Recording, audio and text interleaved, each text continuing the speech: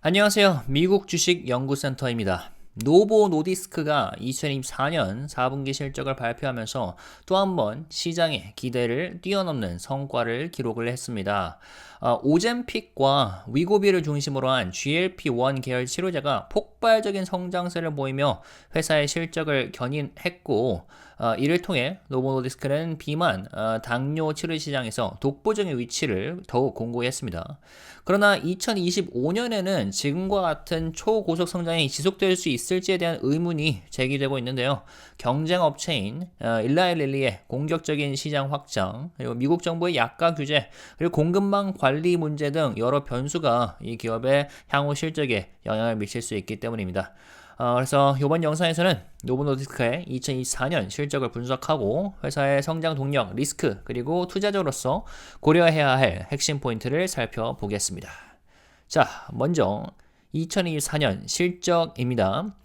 노보노디스크의 2024년 매출은 덴마크 크로네로 2,904억 을 기록을 했습니다. 한화로 약 42.3조 원이에요. 어마어마하죠. 그리고 전년 대비 26% 증가하면서 사상 최대치를 기록을 했습니다. 영업이익 역시 1283억 DKK 덴마크 크로네, 이게 약 18.7조 원 한화로 그 정도 되고요. 이것도 25% 정도 증가를 했고, 순이익 또한 21% 상승하면서 DKK 1,009억 원에 도달을 했습니다. 특히 북미 시장에서의 성장이 도드라졌는데요. 미국을 포함한 북미 시장 매출은 전년 대비 30% 증가하면서 여전히 기업의 가장 중요한 성장 엔진 역할을 하고 있습니다. 국제 시장에서도 19% 정도의 성장을 기록했지만 북미에 비해 성장 속도는 다소 둔화된 모습이었습니다. 자, 제품별로 살펴보면 GLP-1 당뇨 치료제, 이게 이제 오젬픽 그리고 리벨소스가 있는데 이 부분의 매출이 22% 증가하면서 여전히 견고한 성장세를 보였습니다. 특히 비만 치료제인 위고비는 전년 대비 57%의 폭발적인 매출 증가를 기록하면서 회사의 전체 실적을 크게 끌어올렸고요. 반면 희귀 질환 치료제 부문은 9% 성장하는 데 그치며 상대적으로 완만한 성장세 를 보였습니다. 결과적으로 노보 노디스크가 2024년에도 GLP-1 기반 치료제를 중심으로 한 강력한 성장세를 이어갔지만 일부 지역과 제품 부문에서 성장 둔화의 조짐이 보이기 시작한 점은 좀 눈여겨볼 필요가 있겠습니다. 자, 노보 노디스크가 2024년 가장 두드러진 성과를 보인 분야는 단연 비만 치료제 시장이었습니다. 위고비 같은 경우 글로벌 시장에서 엄청난 수요를 보이며 처방 건수가 2배 이상 증가했고요. 매출 역시 약 9.5조 원에 달했습니다. 특히 미국 시장에서의 성장이 가파르게 진행되면서 현재 위고비를 보험 적용받을 수 있는 미국 내 환자 수가 5,500만 명을 넘어섰다고 해요. 시장 확대에 있어서도 중요한 요소인데 앞으로도 지속적인 성장이 기대되는 부분입니다.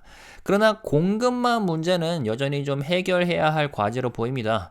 노보 노디스크는 이제 위고비와 오젬픽의 높은 수요를 따라잡기 위해 2024년에 카탈란트에 3개 제조 시설을 인수하며 생산 능력 확장을 진행했는데요. 본격적인 공급 확대 효과는 2025년 이후에나 나타날 것으로 보입니다. 단기적으로 일부 제품에서 공급 부족이 지속될 가능성이 있다는 건데 특히 신제품 출시와 글로벌 시장 확대에 있어 중요한 변수로 작용할 수 있겠습니다. 자, 노보 노디스크는 GLP-1 치료제 선두 자리를 유지하기 위해 차세대 비만 그리고 당뇨 치료제 개발에도 박차를 가하고 있습니다. 가장 주목받고 있는 신약은 이 카릭셀마인데요. 최근 발표된 Redefine 1 임상 실험 결과 카리세마를 투여한 환자들은 68주 동안 평균 22.7%의 체중 감소를 기록했다고 합니다.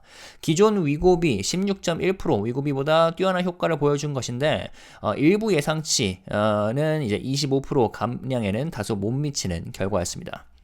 흥미로운 점은 저용량 1.1mg 저용량에서도 25.2%의 체중 감량을 기록했던 환자들이 많았다는 것인데요. 개별 환자의 체질과 반응에 따라 더 긴 치료 기간과 맞춤형 용량 조절이 필요할 수도 있다는 건데 이에 따라 2025년 Redefine 11 임상시험이 새롭게 진행될 예정이라고 합니다. 또한 아미크레틴이라는 차세대 치료제도 주목할 필요가 있을 것 같은데요. 현재 초기 임상 결과에서 최대 22% 체중 감량 효과가 확인되었는데 향후 페이즈 3 임상을 통해 더 구체적인 데이터를 확보한 후 시장에 출시될 가능성이 커 보입니다. 그래서 요거 다뤘었고 요거 다뤘었고요. 자, 정리하자면 노보노디스크는 이제 카리세마와 아메크레틴을 통해 GLP-1 치료제 이후에 새로운 성장 동력을 확보하려는 전략을 추진하고 있고 장기적으로 기업의 가치에 중요한 요소가 될 수 있어 보입니다. 자, 노보노디스크는 2025년에도 성장을 지속할 것으로 예상되지만 2024년과 같은 초고속 성장은 기대하기 살짝 어렵지 않을까 생각이 됩니다. 회사 측에서도 공식적으로 2025년 예상 성장률을 16%에서 24%로 조정을 했고요. 전년 대비 둔화될 가능성을 시사를 했습니다. 성장 둔화의 가장 큰 원인은 아무래도 경쟁 심화인데요.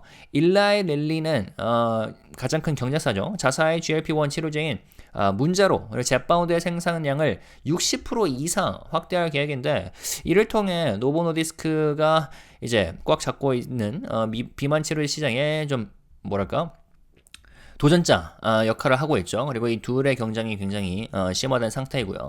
또한 미국 정부의 약가 규제 역시 좀 중요한 변수입니다. 2027년부터 IRA, 이게 인플레이션 감축법이죠. 이거에 따라 메디케어 대상 약가 협상이 진행될 예정인데 이로 인해서 약값이 떨어지고 노보노디스크의 수익성이 좀 영향을 받을 가능성이 있습니다. 자, 그래서 노보노디스크의 2024년 4분기 실적 발표 이후 시장의 반응은 긍정적이었습니다. 실적 발표 직후 NVO, 티커죠.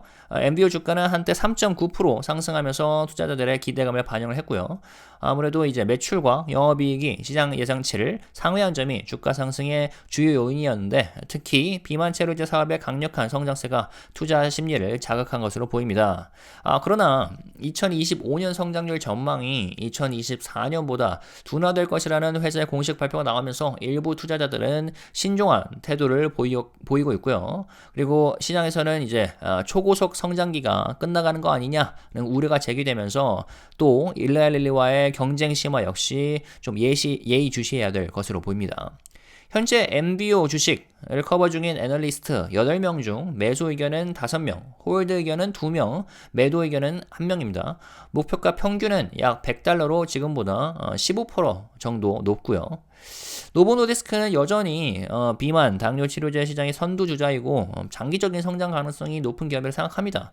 그러나 2025년 올해는 성장 둔화와 경쟁 심화가 이슈가 될 수 있는데 따라서 주가 상승세가 작년만큼은 크지 않을 수도 있을 것 같습니다.